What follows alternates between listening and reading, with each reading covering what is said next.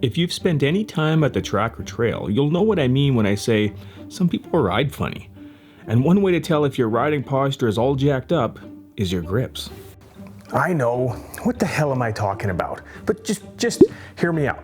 Depending on how long you've been riding on the same set of grips for, they can actually tell you a lot about your riding style.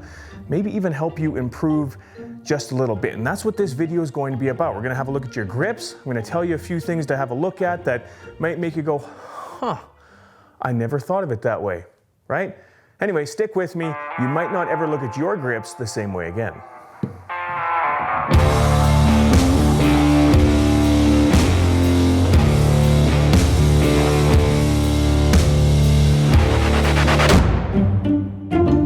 Depending on how and where the wear marks are on your grips can indicate where you're putting the most pressure on while you ride. And if your body positioning isn't totally correct, it'll show up in your grips.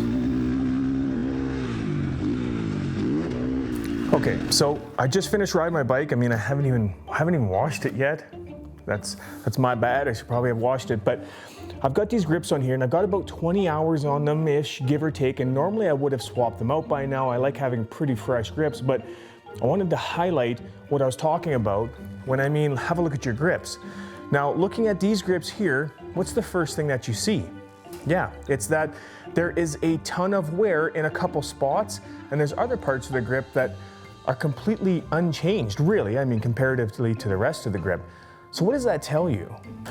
Well, like I mentioned, depending on the wear on your grip, it can tell you a lot of things about your riding style. So, for example, because the wear is on the top part of the grip, I can tell where my hand placement is on the grip itself. It's telling me a lot about my posture on the bike, which also is going to translate into how well I'm riding the bike flowing and getting through the obstacles on the track.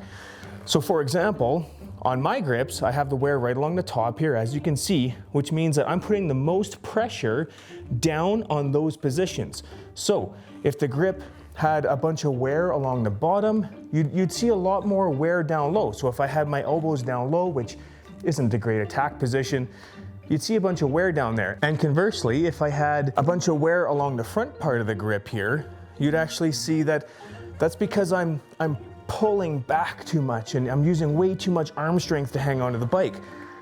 Where I have the wear on the grips is in the right spot. That means that my posture, my position on the bike is in the right spot. I've got my elbows up and I'm ready for that attack when I'm out on the track. On my throttle grip, the wear is a little bit on the lower side, but that's normal because that's the one that I'm actually twisting the throttle with. So yeah, there's gonna be a little wear along the bottom there as I'm grabbing a handful. That's a pretty normal thing to see. So pretty interesting. So what if you have wear over the entire grip? Well, that kind of tells me that you're hanging on way too tight. Now, I know that all grips are going to wear all over the place at some point on some level, right? But I mean specifically, if there's an abnormal amount of wear on certain places on your grips, you're probably hanging on way too tight, and I'm betting that you probably get arm pump because you're hanging on so dang tight. It's food for thought, huh? Anyway, I hope you liked the video. Hope it helped you in some way. Smash that subscribe button for me, then head over to your bike, have a look at your grips, leave me a comment below on where it's wearing. I'd love to know. I think it's a pretty cool thing, and it's something that I never really thought of until a little while ago. Anyway, stay safe, hang on properly. We'll see you in the next video.